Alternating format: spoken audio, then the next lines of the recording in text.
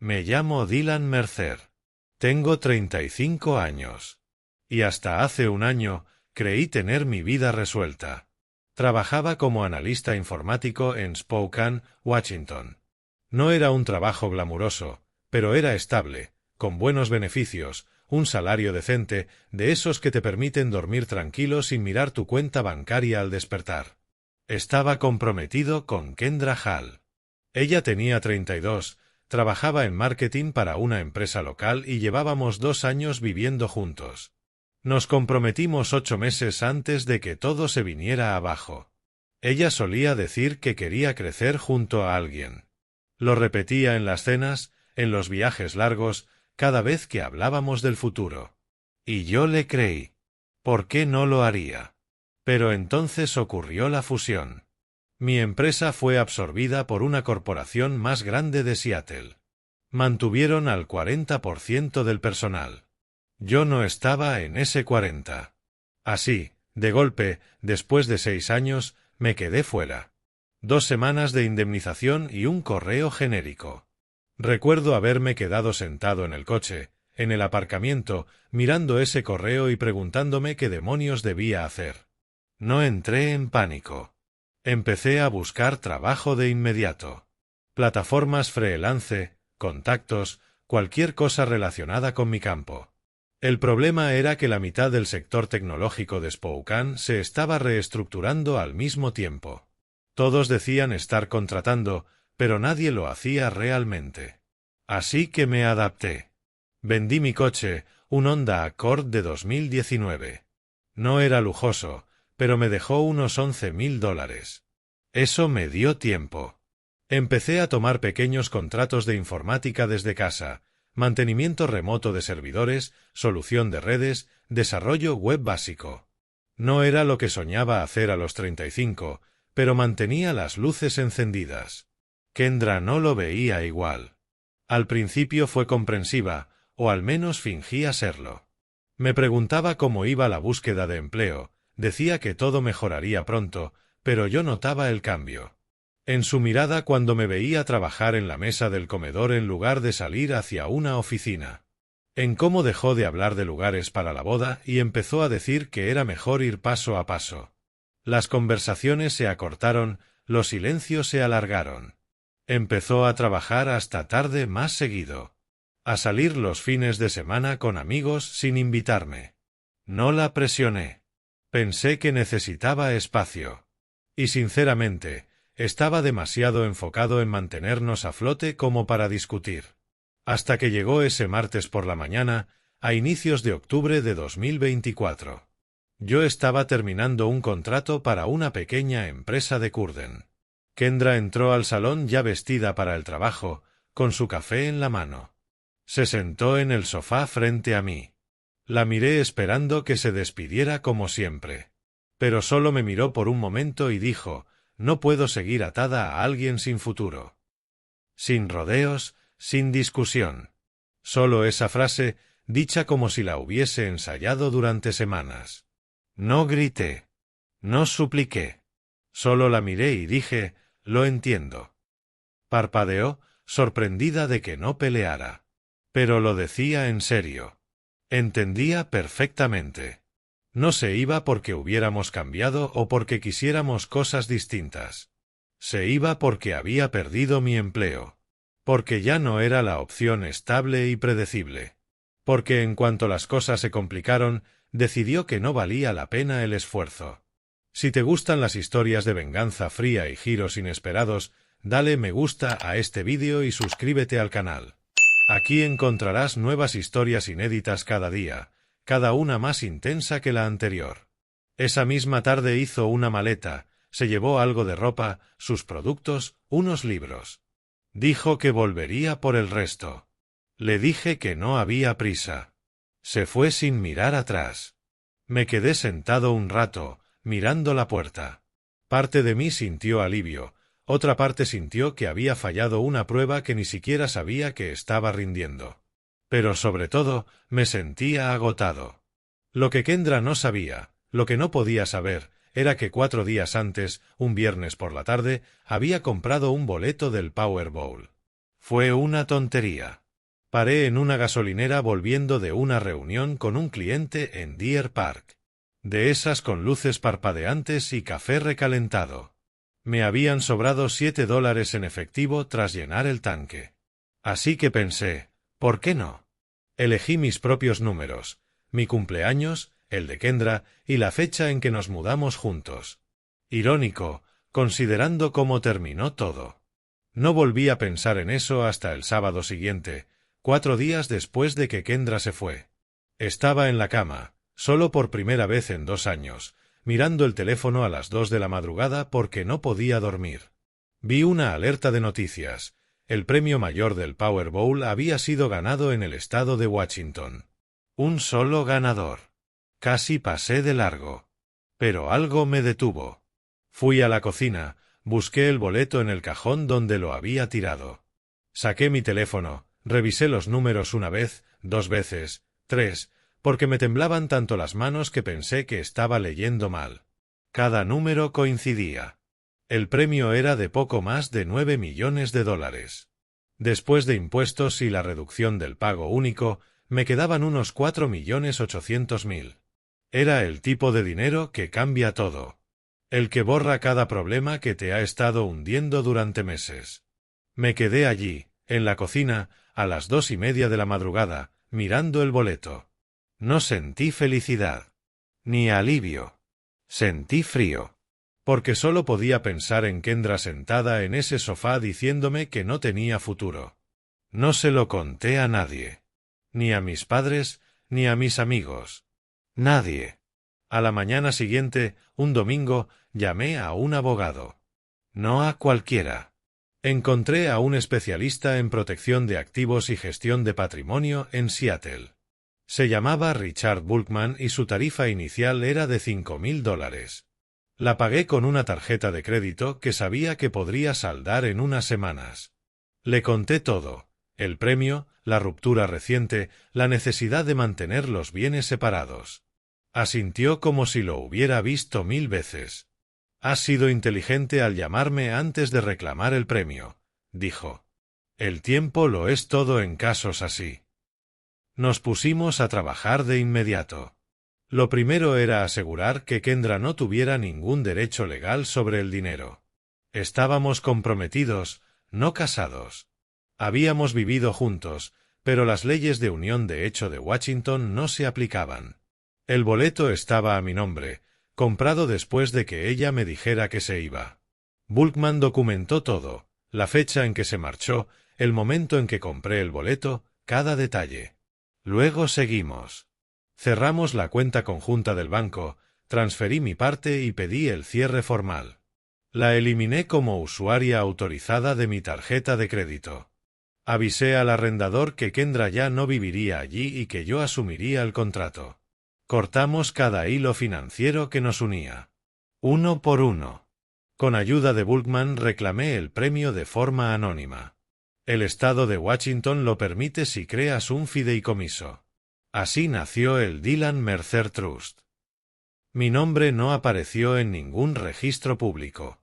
Sin ruedas de prensa, sin cheques gigantes, sin entrevistas.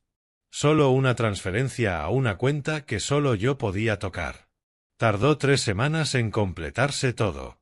3 semanas de papeleo, abogados y noches sin dormir esperando una llamada de Kendra que nunca llegó. Se había mudado con una amiga y, según su Instagram, que revisé una sola vez antes de bloquearla, parecía perfectamente conforme con su decisión. Cuando el dinero estuvo seguro, a inicios de noviembre, tomé otra decisión, me marchaba de Spokane. Ya no tenía nada que me atara allí. Ni trabajo, ni relación, ni motivos para quedarme en un lugar que solo me recordaba lo perdido. Empecé a buscar propiedades en Montana. Algo tranquilo, donde nadie me encontrara si yo no quería. Encontré una casa en Vitefis, cerca del Parque Nacional Glacier. 3 habitaciones, 2 baños, en 2 acres con vista al lago Vitefis. No era una mansión, pero tenía una belleza que sentía merecida. El vendedor pedía $375.000. Ofrecí $400.000 al contado, sin inspección, con cierre en 2 semanas. Aceptaron en 1 hora. Empaqué todo lo que poseía en un camión de mudanza: ropa, libros, mi equipo informático, algunos muebles que me importaban. El resto lo vendí o lo dejé. No le dije a nadie que me iba. Cerré mis redes sociales, cambié mi número, redirigí mi correspondencia a un apartado postal. Para Spokane, desaparecí. El viaje a Vitefis tomó unas 5 horas. Lo hice un miércoles de finales de noviembre, con el aire frío y las carreteras despejadas. Recuerdo llegar, bajarme del camión y quedarme quieto un minuto. El lago estaba inmóvil, los pinos rodeaban todo, y el único sonido era el viento. Sin tráfico, sin gritos, sin Kendra diciéndome que no tenía futuro. Me mudé ese mismo día. Dormí la primera noche en un colchón inflable en la sala porque los muebles llegarían el viernes. No me importó. Por primera vez en meses, respiré en paz. No fui tonto con el dinero. Sabía que 4.800.000 pueden desaparecer rápido si no eres cuidadoso. Dejé 200.000 líquidos para gastos y emergencias. El resto lo invertí en fondos indexados, bonos y fideicomisos inmobiliarios. Nada ostentoso. Bulkman me conectó con un asesor financiero en Kalispell que ayudaba a personas con ganancias inesperadas. Nos reuníamos una vez al mes. Empecé a ofrecer trabajo voluntario de informática a organizaciones locales, refugios de animales, bancos de alimentos, un centro juvenil. No les conté sobre el dinero. Solo hacía el trabajo y me iba. Se sentía bien ser útil sin que la supervivencia dependiera de ello. Pasaron 3 meses tranquilos, buenos meses. Caminatas, lecturas, aprender a cocinar de verdad en lugar de recalentar comida. Conocí gente en la cafetería del pueblo, charlas sin hablar de dinero ni de trabajo. Empecé a sentirme yo otra vez, o quizás alguien nuevo. No lo sabía, ni me importaba. Hasta que, a finales de febrero de 2025, Kendra me encontró. Estaba en una cafetería del centro de Vitefis cuando recibí el primer mensaje. Era sábado por la mañana, unas 2 semanas antes de marzo. Me había vuelto cliente habitual de ese lugar, de Roasted Bean. Buen espresso, buenos pasteles. Me sentaba junto a la ventana con mi portátil, trabajaba en algunos proyectos freelance, observaba a la gente pasar. Tranquilidad. Mi teléfono vibró. Número desconocido, pero con el código de Spokane. Casi no lo abrí, hasta que vi el adelanto: Dylan, soy Kendra. Tenemos que hablar. Lo miré un momento, lo borré y volví a mi café. 10 minutos después llegó otro: sé que estás molesto, pero por favor, solo quiero explicarte. Bloqueé el número. Debería haber terminado ahí. Pero Kendra era persistente. En los siguientes 3 días recibí mensajes de 4 números distintos. Algunos de ella, otros de amigos en común. Oye, Kendra quiere hablar contigo. Al menos escúchala. Dylan, está arrepentida, dale una oportunidad. Bloqueé a todos. Luego empezó a llamar. Había cambiado mi número, pero de algún modo lo consiguió, quizás por alguien de mi antiguo edificio o algún excompañero. Nunca contesté. Dejaba que el buzón se llenara y borraba todo sin escuchar. Sabía lo que quería. No necesitaba oírlo. Al 4.º día apareció en persona. Volvía de una caminata por el sendero Danjon, con mis botas y ropa térmica, cuando vi su coche en mi entrada. Su Nissan Altima blanco, el mismo de la universidad. Estaba dentro, con el motor apagado. Cuando vio mi camioneta, bajó. Aparqué, tomé mi mochila y caminé hacia la puerta sin mirarla. Dylan, dijo. Su voz era tal como la recordaba, controlada, medida, ensayada. Dylan, por favor, solo 5 minutos. Me detuve con la llave en la mano, sin girarme. Deberías irte, Kendra.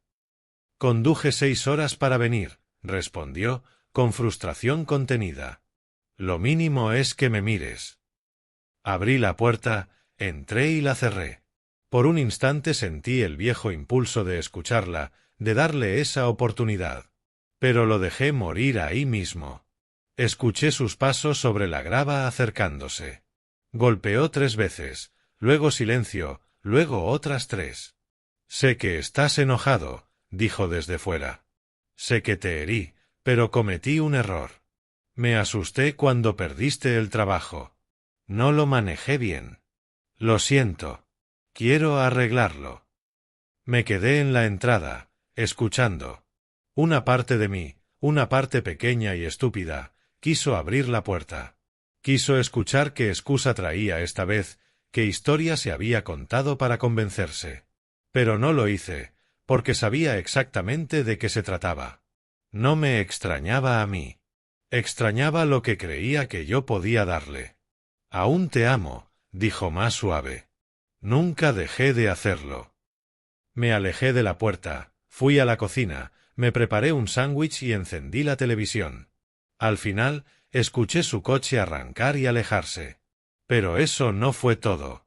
Volvió 2 veces más esa semana, una el martes por la noche y otra el jueves por la tarde. En ambas ocasiones no respondí. En ambas se fue tras 20 minutos. La tercera vez dejó una carta escrita a mano bajo el limpiaparabrisas de mi camioneta. La tiré sin leerla. Le conté todo a un amigo que había hecho en Bitefish, un tipo llamado Seth, guía de pesca. Nos habíamos conocido en The Roasted Bean en diciembre y a veces tomábamos unas cervezas. Le dije que mi ex no dejaba de aparecer. Me preguntó si quería que hablara con ella, para que me dejara en paz. Le dije que no, que tarde o temprano lo entendería. Debió de ser una ruptura dura, comentó. Me dejó cuando perdí mi trabajo, respondí. Y ahora quiere volver. Seth levantó las cejas. ¿Y no estás interesado? Ni un poco. Sonrió. Bien por ti, amigo. Te libraste de una bala. Lo que él no sabía, lo que nadie en Bitefish sabía, era toda la historia. Sabían que me había mudado desde Washington, que trabajaba en informática, que estaba soltero. Nada más. Nunca hablé de la lotería. Ni del dinero. Vivía con sencillez. Conducía una Ford F-150 de segunda mano que compré a un concesionario local por $18,000. Usaba las mismas camisas de franela y vaqueros de siempre. Nadie tenía motivo para pensar que era algo más que un tipo que había buscado un nuevo comienzo. Por esa época empecé a salir con alguien. Se llamaba Allison Carter.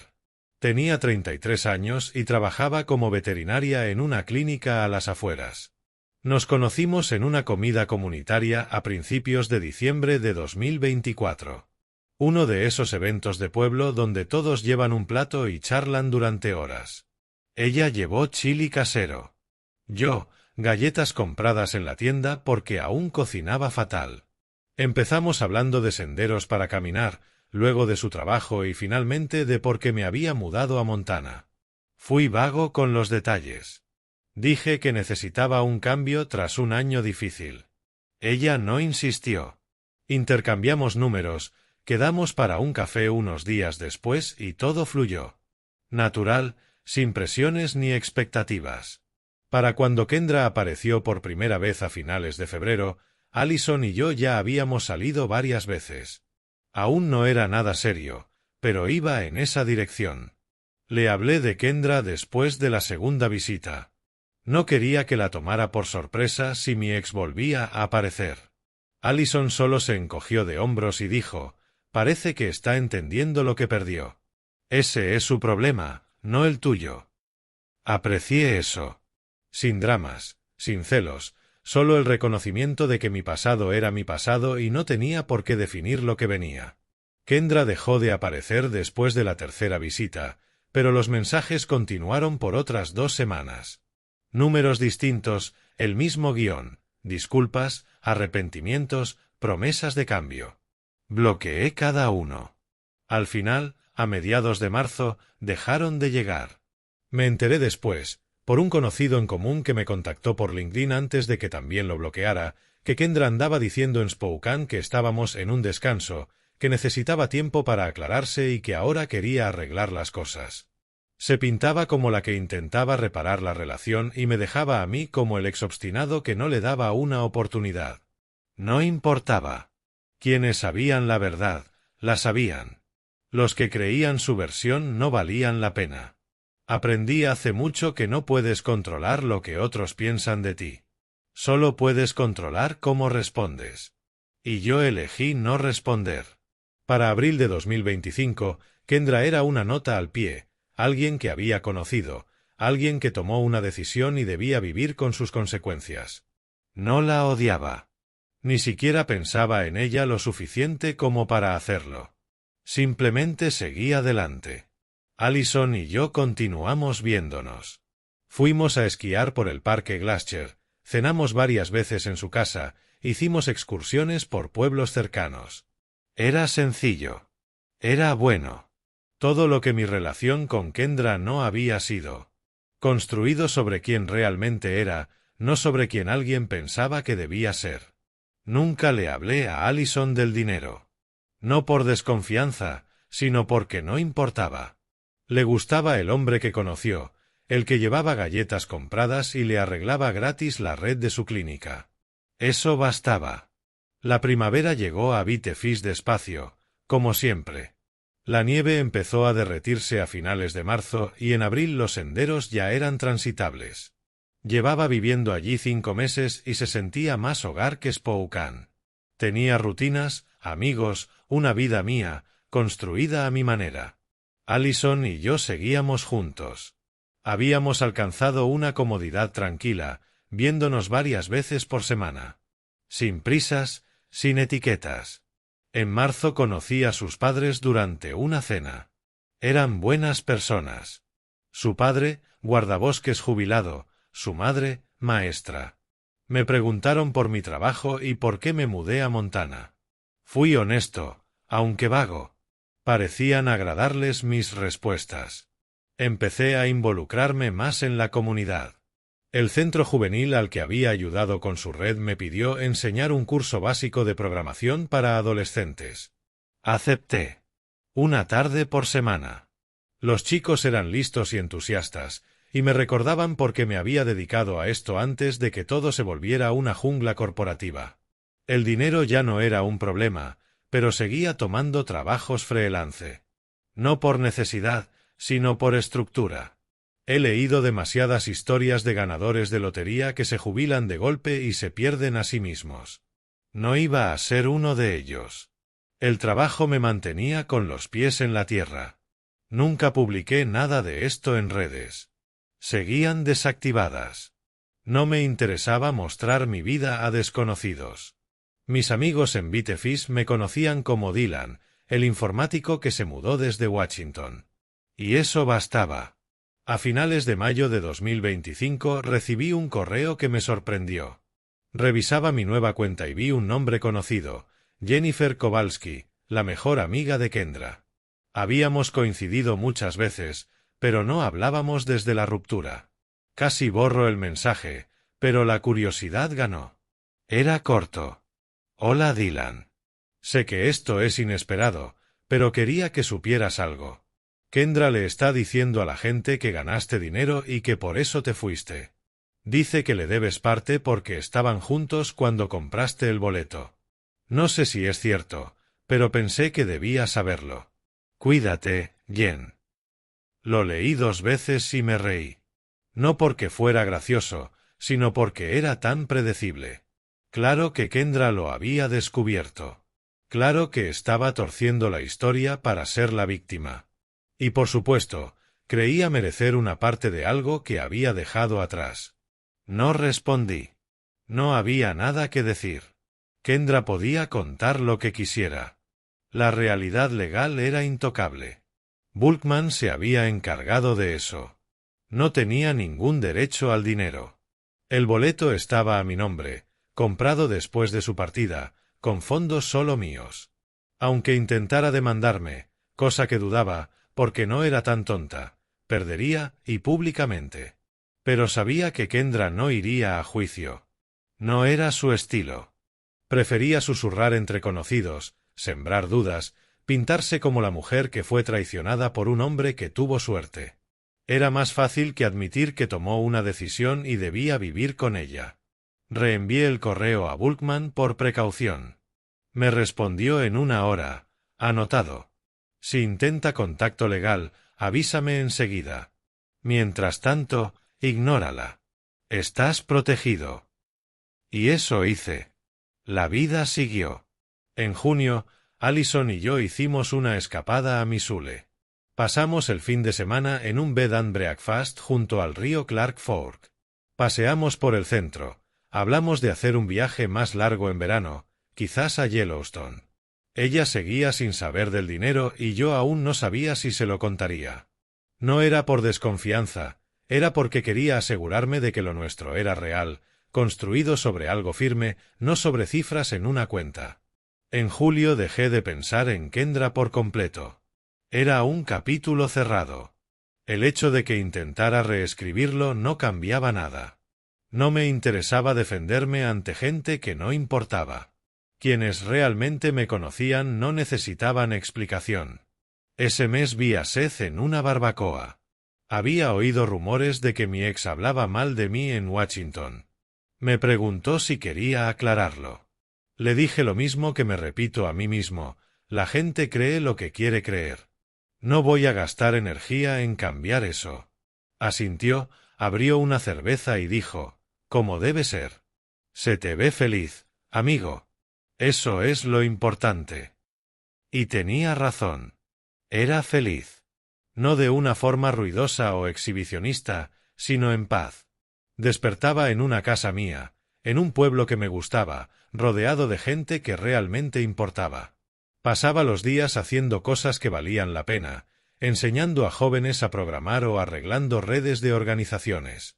Tenía dinero suficiente para no preocuparme nunca más por las cuentas, pero vivía como si no lo tuviera. Ese equilibrio entre seguridad y humildad se sentía correcto. La ironía era evidente. Kendra me dejó porque creía que no tenía futuro, pero el futuro llegó de todos modos, solo que después de que ella se fue. Y, sinceramente, no lo habría querido de otra manera. Si se hubiera quedado, habría compartido todo con ella. Habría intentado hacerlo funcionar. Pero no lo hizo. Tomó una decisión. Decidió que no valía la pena el riesgo y se marchó. No fue crueldad de mi parte. Fue consecuencia. Nunca presumí. Nunca le restregué nada. Nunca le envié un mensaje diciendo: mira lo que perdiste. Simplemente viví mi vida. Seguí adelante. Y ese silencio absoluto e inquebrantable, fue la única respuesta que merecía. La gente habla de venganza como si tuviera que ser ruidosa, como si debieras destruir a alguien o humillarlo. Pero la verdadera venganza no funciona así. La verdadera venganza es vivir bien. Es construir algo mejor sin ellos. Es demostrar que su ausencia no te rompió, sino que te liberó. Kendra quería verme fracasar. Esperaba que me derrumbara, que regresara arrastrándome para probar que tenía razón. En cambio, desaparecí. Reconstruí. Encontré paz en un lugar que nunca conocería, con personas que nunca vería. Y cuando por fin entendió lo que perdió, yo ya no estaba allí para verlo, porque ya había seguido mi camino. Ese es el poder de alejarte. No mirar atrás, no llevar la cuenta, solo seguir caminando. Sigo en Bitefis, ahora en octubre de 2025. Sigo con Allison. Sigo enseñando esa clase de programación los miércoles por la tarde. Sigo haciendo voluntariado, sigo caminando por las montañas, sigo viviendo una vida que es mía. El dinero está en el banco, bien invertido, pero no me define. Es solo un colchón, una red, un recordatorio de que a veces la suerte llega cuando menos la esperas. Kendra sigue en Spokane, contando su versión a quien quiera escucharla. No sé si es feliz. No sé si alguna vez piensa en aquella mañana de martes cuando me dijo que no tenía futuro. Pero no me importa, porque encontré el mío. Y nunca la incluyó. Si te gustó esta historia, dale me gusta al vídeo y deja un comentario con tu opinión. Y si aún no estás suscrito al canal, Hazlo y activa la campanita para no perderte las próximas historias. Gracias por mirar y nos vemos en la siguiente.